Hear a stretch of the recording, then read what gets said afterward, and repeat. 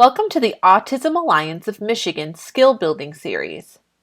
AAOM is guided by the vision that people with autism will lead lives to their greatest potential.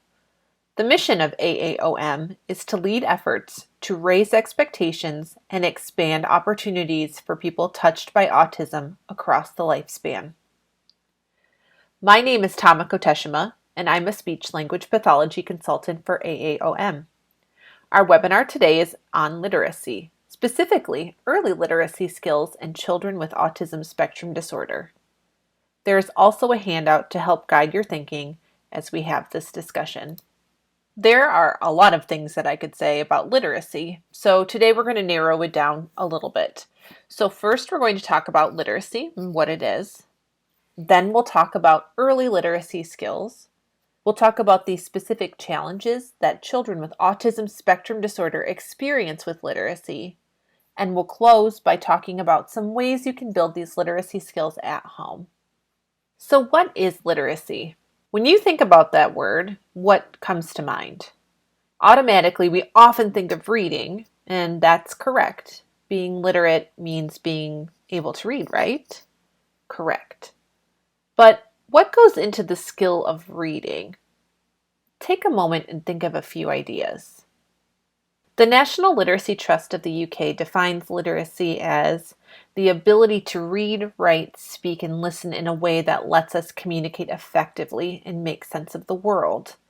We know that every skill that we have has tiny micro skills that go into our ability to do that.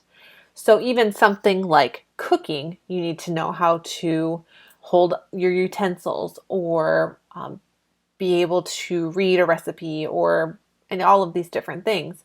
And just like with any skill, we have micro skills within reading, writing, speaking, and listening. So while all of these things do make us literate people, there are tiny other skills that help us to get there. So let's talk about some of these micro skills. Early literacy skills are the foundational skills that children need in order to become literate or to become readers, writers, speakers, and listeners. Although there are many early literacy skills, we're going to talk about 6 in particular today. Let's start off by talking about alphabet knowledge. We spend a lot of time working with our kids on learning their alphabet, all of their letters and what they are. But alphabet knowledge is a little bit more than just knowing what the letters are. Of the letters, what they are, but also that each represents a different sound.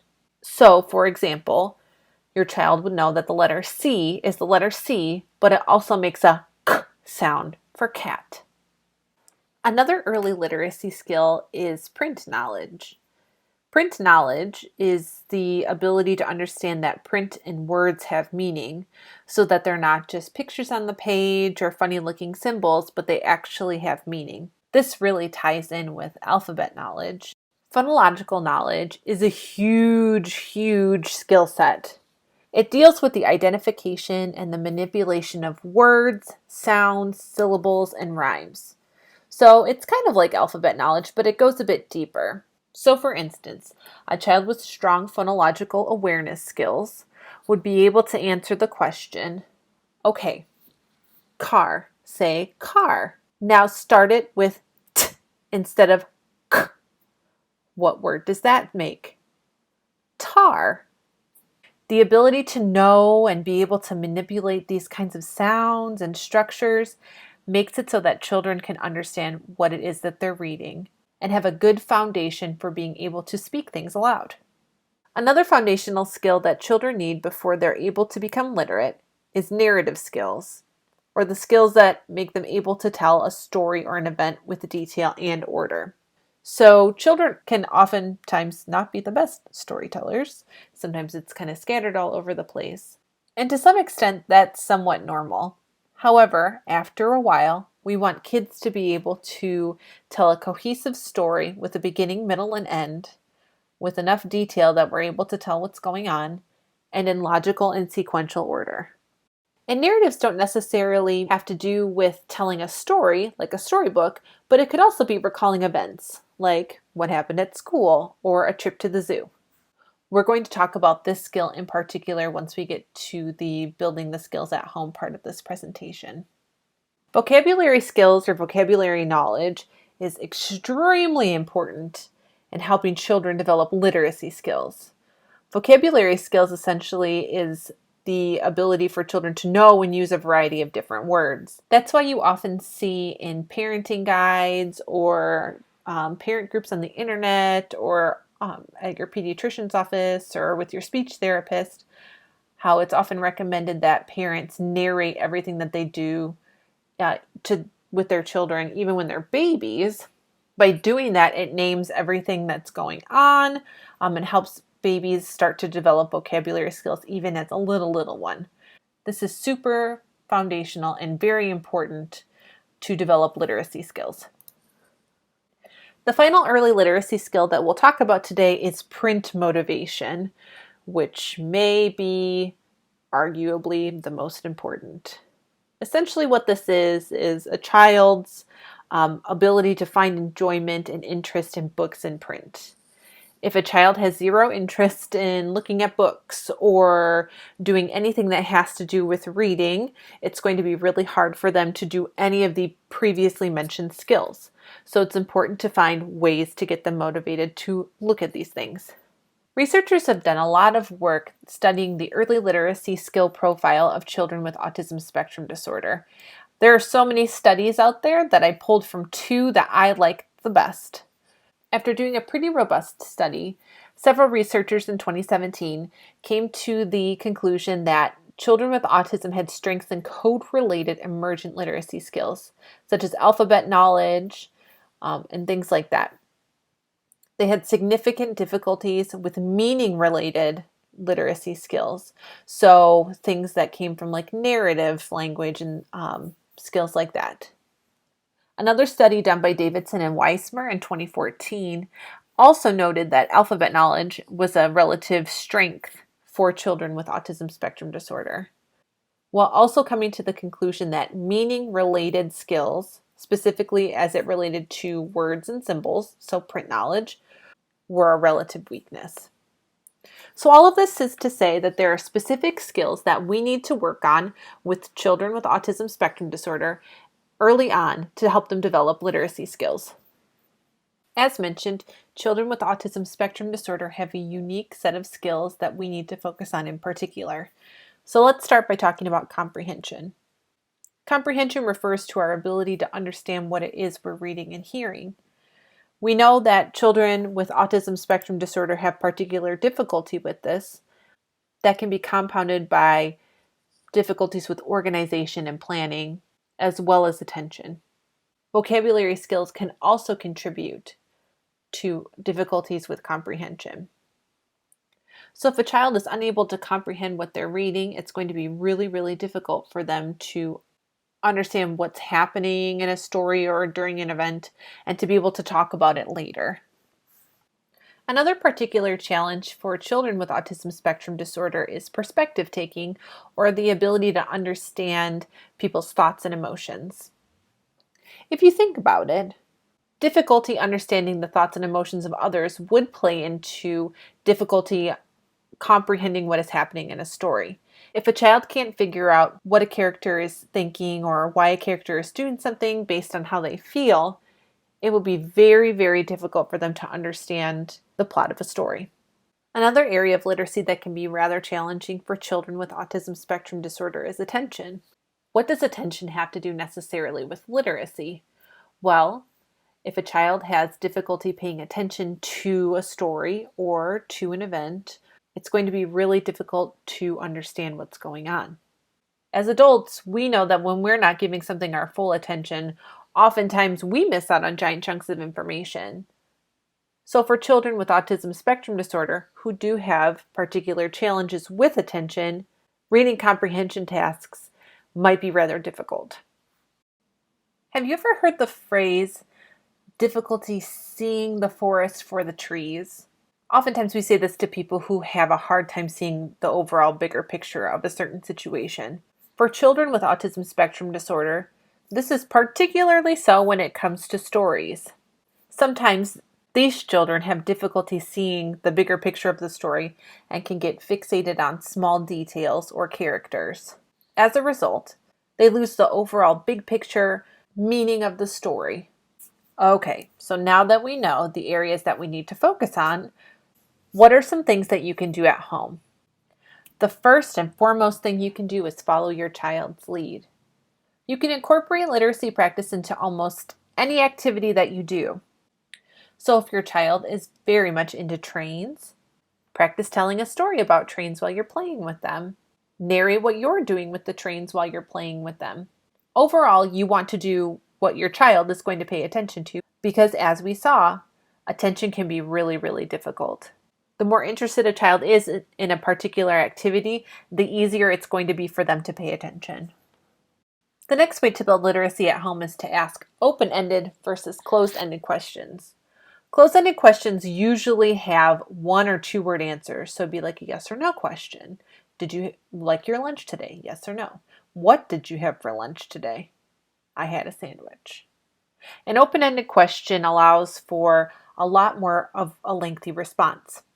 So, for example, you could ask your child, tell me about your favorite lunch versus what did you have for lunch? You can see how the first question would allow for more of a lengthy response. And that's the key, giving your child opportunities to flex their language skills. If open-ended questions are too difficult for your kiddo, one thing you could do is model the answers to them. There's a lot of power in modeling. A lot of times as adults, I think we feel that if we give our children the answers to the questions, we're not making them work for it, but that could not be any farther from the truth. By giving them the structure to answer the questions, by giving them the model to answer the question, they're able to take that model and eventually answer in their own way. Asking open-ended questions is not something that you have to do extra during your day, but just infuse it into everyday activities, like during breakfast time or during the car commute to school or daycare. Let's talk about wordless books for a few moments. Wordless books are an excellent tool for practicing a number of different language skills. But do you remember in the previous slide when we talked about how narrative skills were particularly challenging for kiddos on the autism spectrum? Wordless books give lots and lots of opportunities to practice these narrative skills. A couple of things you could do. Encourage your child to make up a story as you're looking at the pictures. If that's not necessarily something your child enjoys doing, you could model the narrative language to your child and tell a story. Remember, modeling is powerful. Don't be afraid to use the same book over and over again, especially if it's something that your child enjoys. This helps with attention. The big takeaway here is that you can use these books to model how narratives are supposed to go. You're modeling the beginning, middle, and end of stories. You're modeling clarity. And you're showing your child that you need to have a big picture plot rather than just narrowing in on details on the page. One of my favorite wordless books is Pancakes for Breakfast by Tomie dePaola. Check it out at your library. It's also important to have a variety of printed materials in your home, so not just picture books or chapter books. Having magazines or graphic novels or even digital text is really, really great at showing your child that there are a variety of different ways in which they can read. This sort of goes along with following your child's lead. If your child would prefer to read something in a graphic novel form, take their lead on that. But you also have to have it available in your house in order for them to have that option. Make sure that all of your printed materials are easily accessible and reachable. So maybe your child has their own bookshelf with a variety of different printed materials. That way they know they can always go and grab something to read if that's what they're wanting to do at that moment. I cannot say enough about tactile feedback books. These are books that have some sort of touch component to them in the book.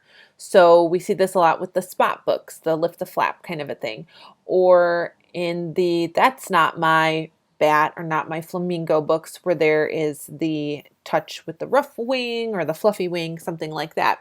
There are a million reasons why, for our children on the autism spectrum, why these are excellent choices. First and foremost, having that tactile feedback can sometimes be an attention grabber. We know if our children are paying attention while we're reading, they're picking up on some literacy skills. Also, if your child has sensory needs or needs some sensory input, These can be a really great dual literacy sensory activity. Plus, pairing the word with the actual tactile feeling of a material, so the flamingo's wing is fluffy with a fluffy wing on the page, helps your child learn the meaning of the word fluffy. If they can actually feel something fluffy, then they'll understand it more deeply. Finally, magnets on the refrigerator are a great literacy building activity. We know from a previous slide that children on the autism spectrum have pretty good alphabet knowledge, but remember we talked about phonological awareness, and that's the ability to manipulate words and to kind of change the sounds and do things like that. So you can use your magnets to help build alphabet awareness, print awareness, but you can also use it to help build that phonological awareness. So put a word on the refrigerator, whatever you want it to be. Let's say the word fun. Have your child move out that initial F and put other letters in its place. Not only does this teach sound awareness for the beginning of the word, but it also helps to teach rhyme. So you can use this in a lot of different ways.